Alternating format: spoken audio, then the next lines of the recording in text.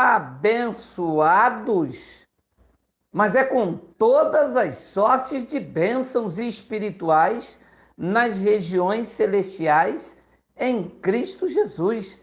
Preste bastante atenção nesta fala. Abençoados com todas as sortes de bênçãos espirituais. Se uma igreja manda eu buscar alguma coisa em nível espiritual, significa que ele está anulando este versículo de Deus na vida da igreja. Ora, se eu já sou abençoado com todas as sortes de bênçãos espirituais, como me fazer buscar o Espírito Santo? Como me batizar nas águas? Ora, se eu já sou abençoado com todas as sortes de bênçãos espirituais, Efésios 1:3, como me fazer comer pão e suco? Que bênção isto pode me trazer que Deus já não tenha feito desde antes da fundação do mundo? Ele nos escolheu nele antes da fundação do mundo, abençoados com todas as sortes de bênçãos espirituais. Tudo o que for uma bênção espiritual, eu já sou um abençoado. Não preciso buscar. Eu não preciso comer um pedaço de pão. Eu já sou um abençoado. Antes desta revelação chegar, os judeus não sabiam. Os judeus viviam debaixo de rituais, debaixo da lei mosaica. Eles não estavam reconciliados. Havia uma parede de separação e ele reconciliou, fazendo dos dois um só povo. Bem-vindos sejam todos. Este é o canal Em Espírito e em Verdade. Quero dar boas-vindas aos novos inscritos. Tivemos hoje mais uma expressão de novas pessoas que se inscrevem. Quero agradecer a você, porque você tem atendido aquilo que nós falamos. Todas as vezes que você dá o like, o YouTube entende que esse vídeo deve ser recomendado. Todas as vezes que você compartilha, você está levando aquilo que você acha e vê que tem coerência com outras pessoas. Neste propósito, nós não estamos atacando a homens. Nossa luta não é contra homens, é contra ensino. Respeito todo o segmento e confronto com aquilo que eu entendo da palavra. Não estou aqui contra homens, não estou aqui contra aquele pastor, nem contra aquele grupo de irmãos, não estou. A minha luta não é contra a carne nem contra o sangue. Haja vista que existem várias pessoas que me refutam, botam isso, botam a máscara do Zorro, botam eu pulando berimbau, pulando corda, enfim. Não faço nenhum canal aqui expondo ninguém. A minha luta é doutrinal. Você entende de uma forma? Faça um vídeo. Eu entendo desta forma, faço o vídeo. E o povo que está aí julga. Não precisa debater, não preciso bater boca. Tem abençoados aí que quer marcar encontro comigo para debater Bíblia. Marcar encontro comigo, abençoado. Sou casado. Se liga como diz o pessoal no Rio de Janeiro, se liga na responsa. Vai marcar encontro comigo. Faz um vídeo, abençoado. Bota aí no YouTube, as pessoas vão lá assistir. E o povo julgará. Entendeu, abençoado? Bem-vindos a você que é novo nesse canal. Muito obrigado a você que já está conosco aí há um bom tempo, combatendo o bom combate da fé. Vamos lá. Se tem ordenança, está contra Cristo. Todo o local chamado igreja, toda reunião em nome de Deus, em nome de Yahshua, em nome de Yahweh, toda reunião em nome de Jesus, toda reunião em nome de Jesus Cristo, Jesus de Nazareno, Jejuíno, Pai das Luzes, toda a reunião. Se nesta reunião não importa o nome em que você se dirige ao Eterno, ao Criador, a Yahweh, a Jeová Tzedekenu, a Jeová Shalom, a Jeová Rafá, não importa a expressão. Todo o local que se reúne, se tem ordenanças nesta reunião, meu amado, ouça, esta é uma reunião opositora a Cristo. Claro que existem muitas pessoas que dizem assim, Ah, mas pode ter violão? E aonde Paulo disse que não pode ter violão? Mas porque violão está igual ao sistema. Está igual ao sistema se tiver ordenança. A luta é doutrinal. É o sistema doutrinal, não o sistema organizado. Organização faz bem. Tudo que é organizado faz bem. O que é nocivo é o ensino desta organização. Nós não somos contra uma pessoa louvar. Não existe isso no Evangelho, nem na lei, nem na graça. Não há nenhuma proibição por parte de Paulo, nem dos discípulos, nem do apóstolo, nem de Jesus. Não há. A luta é doutrinal. É o que se faz dentro de um local. Se dentro deste local, pode ser na rua, na chuva, na fazenda, acertou. Capite. Direitinho. Se tem ordenança, está contra Cristo. Pode ser o maior pregador, o maior teólogo, pode ser o rei da cocada preta, ele pode usar uma peruca do Zorro, ele pode comer cuscuz com manteiga do requeijão, aquelas manteigas do requeijão, ele pode pintar o sete. Se na reunião dele tem ordenança, está contra Cristo. Vamos ler, né? Efésios, a epístola de Paulo aos Efésios, no capítulo 2, no versículo 11. Olha, eu tenho uma tradução aqui do grego, é porque a tela não cabe, porque ela é muito extensiva. Mas você tem que ver como é maravilhoso esta tradução. Mas vamos aqui na minha. Efésios capítulo 2, versículo 11. Portanto, lembrai-vos de que outrora vós, gentios na carne, chamados incircuncisão, por aqueles que se intitulam circuncisos na carne por mãos humanas, os judeus. Versículo de número 12. Naquele tempo, estáveis sem Cristo, separados da comunidade de Israel, os gentios, e estranho às alianças da promessa, não tendo esperança e sem Deus no mundo. Esta era a condição dos gentios antes do sacrifício. Mas agora, em Cristo, vós que antes estáveis longe, fostes aproximados pelo sangue de Cristo. Segura. Veja, o sangue de Cristo não lavou os gentios no pecado, do pecado. Por quê? Porque o pecado que o sangue lavou foi a transgressão da lei. O pecado, porque Cristo morreu, não foi dos gentios. Os gentios não viviam debaixo da lei. O sangue lavou os judeus, os que viviam debaixo da lei. Então, este sangue lavou o pecado, a transgressão da lei, e teve um efeito bilateral. Eu recomendo esse vídeo. O efeito bilateral do sangue de Jesus. Lavou os judeus, e é por isso que nós cremos que Jesus não salvou a humanidade, porque ele não estava lavando o pecado do resto do mundo. Estava lavando o pecado dos judeus. E aos gentios ele aproximou com o seu sangue. Então foi um efeito bilateral. Depois ele diz, mas agora em Cristo Jesus, vós que antes estáveis longe, fostes aproximados pelo sangue de Cristo. Esta aproximação nos gentios era necessária a fé.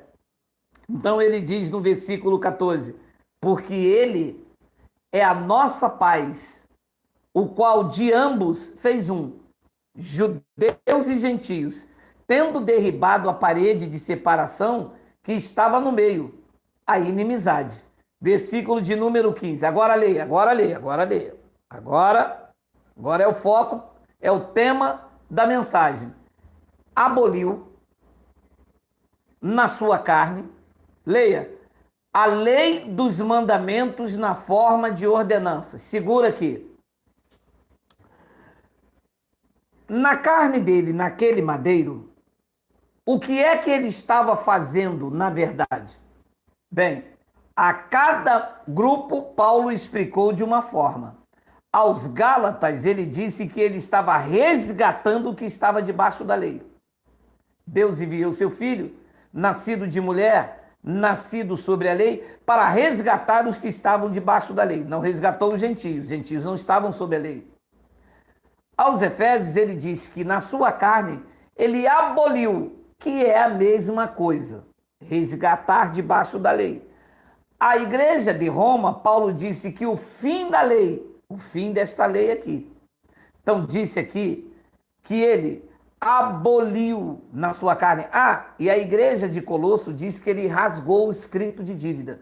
Então, você vê, a cada grupo ele falou de uma forma que eles entendessem. Dá tudo no mesmo. Ele acabou com a lei cerimonial. Disse aqui num texto bastante claro, Efésios capítulo 2, versículo de número 15. Eu já li o texto, já li o contexto, parei nesse texto, mas já li o contexto. Diz que ele aboliu na sua carne a lei dos mandamentos na forma de ordenanças. A pergunta que eu faço aos pastores que me perseguem é o seguinte: se ele aboliu mandamentos e ordenanças, por que é que vocês estão colocando as ordenanças lá do antigo pacto na igreja de vocês? Já sei, é porque vocês estão contra a este feito de Cristo. Alguém me perguntou, por que é que na sua igreja não tem a ordenança da ceia? Porque, primeiro, que não era ceia, era a Páscoa. Jesus não instituiu ordenança de ceia. Ele estava cumprindo a ordenança da Páscoa deixada por Moisés. Lá em Lucas ele diz, eu estou desejoso de comer com vocês a última Páscoa. Como que ele iria instituir uma ordenança se aqui Paulo disse que ele aboliu? Gente, mas na escola dominical nunca me disseram isso. Bem feito. Em vez de você aprender na escola segunda, terça, quarta, quinta, sexta, sábado e amanhã 10h20 da manhã, não iria ser manipulado comprando revistinha. Quantas revistinhas você tem lá na sua casa e nunca aprendeu nada, hein? Quantas? Aquele montão de revistinha estudando os tabernáculos, as 7 igrejas da Ásia e os profetas maiores e os profetas menores, mas quando chegava aqui pulava. Ora, se ele aboliu a lei dos mandamentos na forma de ordenança, por que é que eu vou entrar num local e a primeira coisa que tem lá é a ordenança da Santa Ceia? Que nem tem na Bíblia Santa Ceia. Tem ceia. Ceia era um jantar, que era realizado o jantar da Páscoa às 6 horas da noite.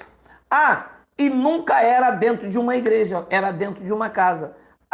E não era o primeiro domingo do mês. Era anualmente. Como é que se fazem o primeiro domingo do mês a Páscoa? Como? De onde tiraram isto?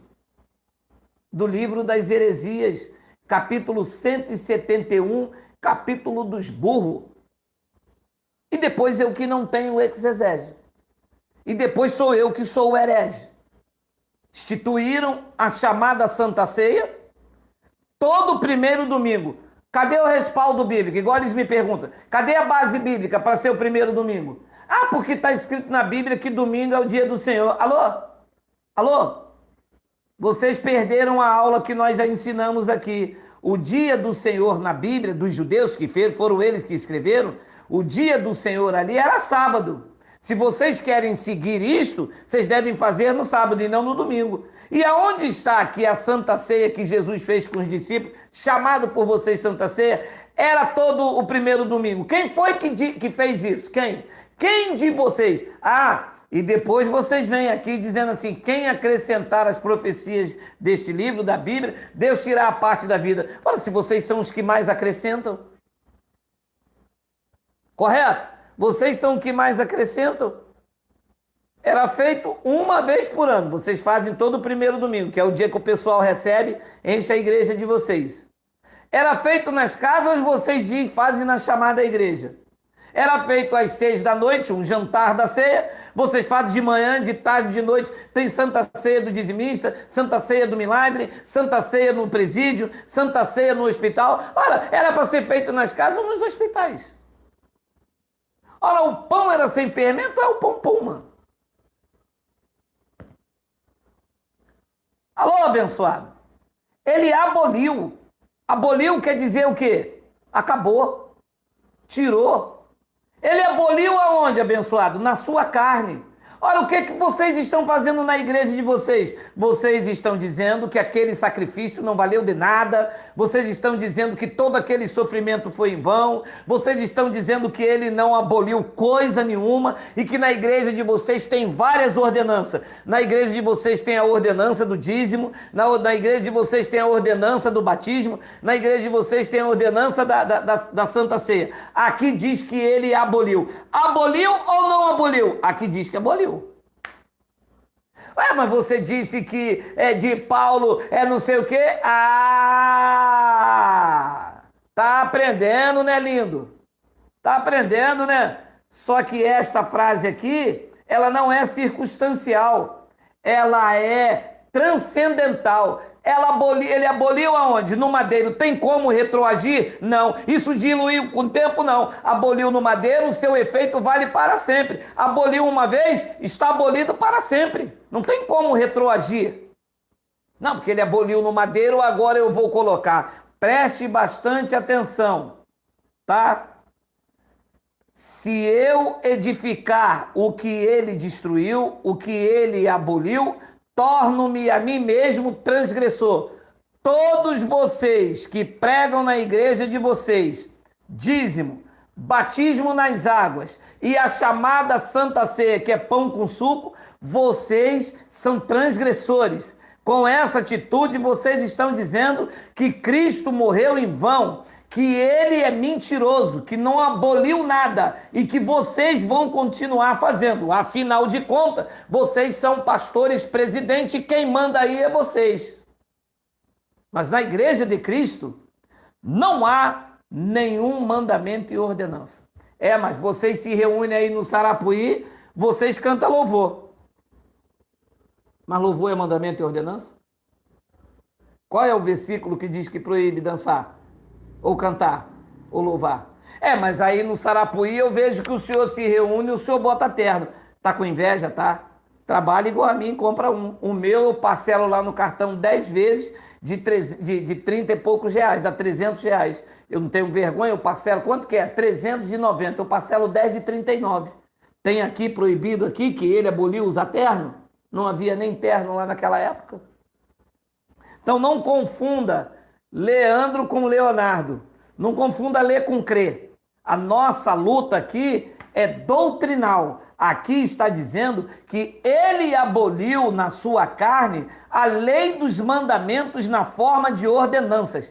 Para que ele fez isso? Para que dos dois ele criasse em si mesmo um novo homem fazendo a paz. Havia judeus e gentios, uma parede de separação, uma briga instaurada. O que é que ele fez? Eu vou acabar com a lei dos mandamentos, aqueles que se julgam circuncisos por mão humana, por aqueles que são incircuncisos, vamos deixar. E eu criei, ele criou uma só. Então, o que é que a igreja hoje faz? Costura o véu, levanta a parede de separação e diz: eu tomo Santa Ceia. Você não toma, você está em pecado. Eu tomo a Santa Ceia, eu estou em comunhão, você não. Ora, se ele rebentou a parede de separação, não é isso que diz 2 de Coríntios, capítulo 5, versículo 18? Preste bastante atenção, nível avançado, tá? Nível coisando, o nível mais alto da sabedoria do Evangelho. Ora, disse Paulo aos Coríntios, no capítulo 5, no versículo 18, preste bastante atenção, que tem uma frase aqui que precisa de um conhecimento. Ora, tudo provém de Deus, que nos reconciliou consigo mesmo por meio de Cristo e nos deu o ministério da reconciliação. 19. A saber, que Deus estava em Cristo reconciliando consigo o mundo. Pode parar aqui. Quando diz aqui reconciliar consigo o mundo, ele não está dizendo que está salvando a humanidade. Tá bom? Porque só é salvo, ou só está salvo, quem já veio desde a fundação do mundo. Ninguém foi salvo na cruz. Todos os eleitos já vieram salvos. Os espíritos revestidos de carne. Não teve essa de esse era salvo, passou a ser, ou aquele vai ser salvo na... Não, não. A palavra mundo aqui é cosmos. Ele reconciliou o mundo. Havia uma parede de separação. O mundo estava fora de ordem.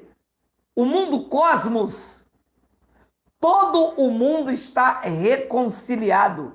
A parede foi destruída. Judeus e gentios são um só corpo diante de Deus. O texto aqui não fala de salvação eterna. Vai continuar lendo e vai ver que trata-se de imputação de pecado. Trata-se aqui de fazer pecado para reconciliar o mundo. Vamos ler. A saber que Deus estava em Cristo, reconciliando consigo o mundo, não imputando aos homens a sua transgressão, a lei. Então, para reconciliar o mundo, precisava o quê? Tirar a transgressão. Porque enquanto tinha transgressão, a lei, havia uma parede de separação. O texto está falando disto, de pecados, de ordenanças, de mandamentos que havia sobre a primeira aliança. Aqui não está tratando de salvação eterna. O mundo cosmos foi reconciliado porque ele tirou a transgressão da lei. Romanos capítulo 5, eu vou voltar aqui só para que você entenda. Porque até o regime da lei havia pecado no mundo. A parede de separação estava instalada. Então os judeus se achavam santos e os gentios excluídos, porque até o regime da lei havia pecado no mundo, mas o pecado não é levado em conta enquanto não há lei. Então o que é que ele fez? Para reconciliar, quebrar esta parede de separação, ele então tirou o pecado, tirou a transgressão, e uma vez que não há lei, não há pecado. E o mundo está reconciliado, porque agora, judeus ou gentios, crentes e não crentes, eleitos e condenados à destruição da carne, ele não imputa pecado ao mundo. A lei, por quê? A transgressão foi tirada, porque até o regime da lei havia o pecado no mundo, mas o pecado não é levado em conta enquanto não há lei. E voltando então em 2 de Coríntios 5,18, olha lá o que ele diz então. Ora, tudo provém de Deus, que nos reconciliou consigo mesmo por meio de Cristo e nos deu o ministério da reconciliação, a saber, que Deus estava em Cristo reconciliando consigo o mundo, não imputando aos homens as suas transgressões. Claro, como que vai imputar se ele tirou para reconciliar? Depois ele diz, e nos confiou a palavra da reconciliação, de sorte que somos embaixadores em nome de Cristo, como se Deus exortasse por nosso intermédio, em nome de Cristo, pois vos rogamos que vos reconcilieis. Os homens não estavam reconciliados na comunhão, mas o mundo estava reconciliado porque não tinha transgressão. Versículo de número 21, aquele que não conheceu o pecado, ele o fez pecado por nós, para que nele fôssemos feitos a justiça de Deus. Então, o texto fala aqui de quebra de mandamentos, de ordenanças, e que a igreja, a chamada igreja evangélica, traz a transgressão, traz o pecado de volta, traz a imputação do pecado, e para isso é preciso observar regras, mandamentos e ritos e ordenanças. Instituindo de novo, levantando de novo aquilo que ele destruiu. Todo o local, todo. Corre o YouTube. Se você assistir no YouTube Santa Ceia no seu lar, este local e você está contra Cristo. Este local, porque está levantando o que Cristo destruiu. E você está sendo cúmplice de má obra. E cumplicidade no erro é erro também. Cumplicidade no crime é crime também. Tem uns abençoados aí que não têm a mente ainda renovada na graça e diz assim, eu frequento lá porque, mas eu não participo não, é Santa Ceia, eu vou lá, mas eu não participo. Alô, abençoado, você é cúmplice no engano, tá? Se um bandido for assaltar uma padaria e você der uma carona com ele no seu carro, ele falar para você, fica aqui que eu vou ali rapidinho, e ele assaltar aquela padaria, entrar dentro do seu carro, a polícia te pegar, você foi motorista, você foi cúmplice, até você explicar que berimbau não é espada afiada, vai levar uma massagem linda no presídio. Você é cúmplice lá no sistema, quando você vê o homem lá levantando um pedaço de pão dizendo, este é o meu corpo, este é o quê? Isto é um paganismo, isto é uma feitiçaria, isto é uma blasfêmia. Levantar um pedaço de pão numa reunião evangélica e dizer isto é o corpo de Cristo, isto é o maior insulto que se fazem ao corpo de Cristo.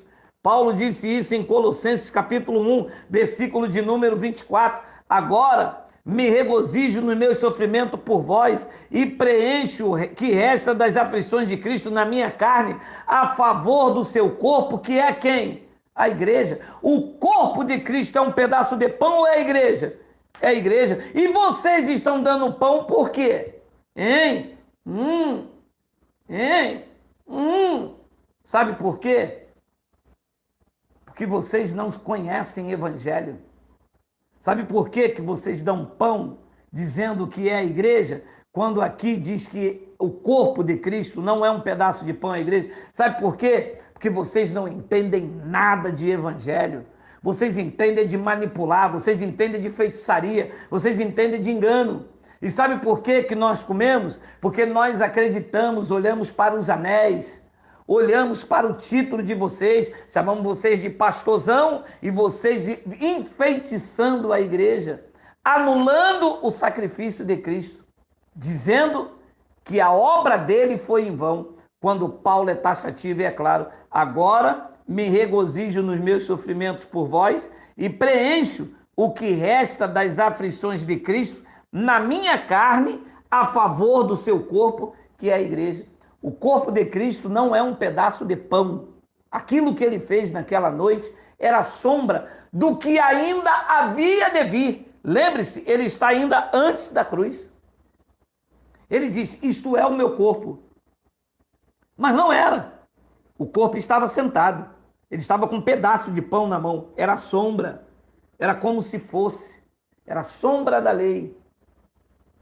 O corpo, na verdade, foi entregue naquele madeiro. Ele diz, o verdadeiro pão é o meu corpo que vai ser entregue naquela cruz.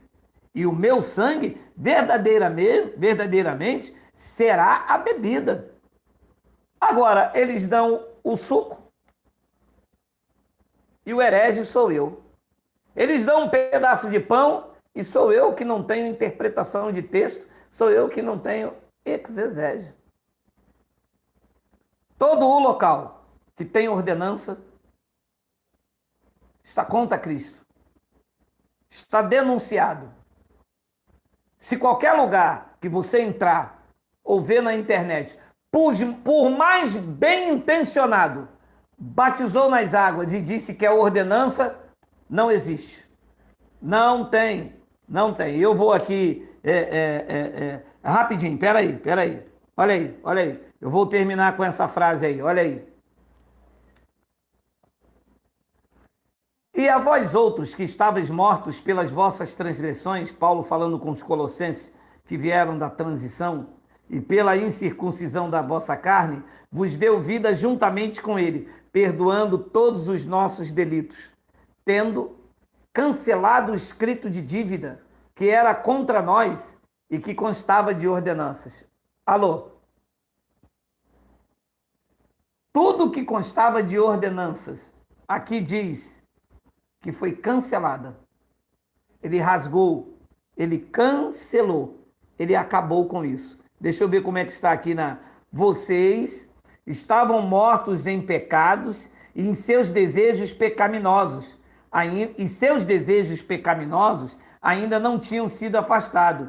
Então, ele deu-lhes participação na própria vida de Cristo, porque lhes perdoou todos os pecados e apagou as acusações confirmadas que havia contra vocês, a lista de seus mandamentos que vocês não tinham obedecido. Tomando esta lista de pecado, ele a destruiu, pregando-a na cruz de Cristo. Este é o termo da versão grega. Olha, e apagou as acusações confirmadas que havia contra vocês, a lista dos seus mandamentos que vocês não tinham obedecido, 613 mandamentos, tomando esta lista de pecados, tirou das pessoas, dos judeus, e ele a destruiu, pregando-a na cruz. Os pastores subiram lá de noitinha, enquanto dormia, o inimigo fez isto. Tiraram esta lista de mandamentos. Ah, não, vou ler de novo. Essa versão aqui é maravilhosa. E apagou as acusações confirmadas que havia contra vocês, a lista dos seus mandamentos que vocês não tinham obedecido. E nem podia. Quando cumpria um, tropeçava no outro. Disse, tomando esta lista de pecado, tirou. Na versão revista e atualizada, diz que ele cancelou o escrito de dívida. Na versão aqui da tradução grega, ele diz, e apagou as acusações confirmadas que havia contra vocês, a lista dos seus mandamentos que vocês não tinham obedecido. Tomando esta lista de pecado, ele a destruiu, pregando-a na cruz de Cristo. Os pastores subiram lá, tiraram, jogaram dentro da igreja. Como nós não conhecíamos bulufa de evangelho, eles só pregaram o judaísmo, só pregaram a lei, mostrava na lei e a gente praticava. Até aqui, o burro com a 4ª série veio aqui e desbancou esta turma dos anéis, o Senhor dos Anéis. Olha aí, que coisa maravilhosa. Você não é obrigado a tomar Santa Ceia e nem deve. Você não é obrigado a se batizar nas águas e não pode. O batismo dos gentios foi na cruz. Você não é obrigado a dar dízimo e nem deve, porque ele cancelou o escrito de dívida. Você não deve nada a Deus, você está livre, você é nova criatura, você está revestido de Cristo, você é uma bênção, você está livre. Agora veja o que você vai fazer com esta informação, porque esta informação gera liberdade, nunca pode ser licenciosidade para o pecado carnal, porque o pecado da transgressão da lei, ele removeu inteiramente. Vou ficando por aqui. Meu nome é Geraldo Moraes. Amanhã, opa!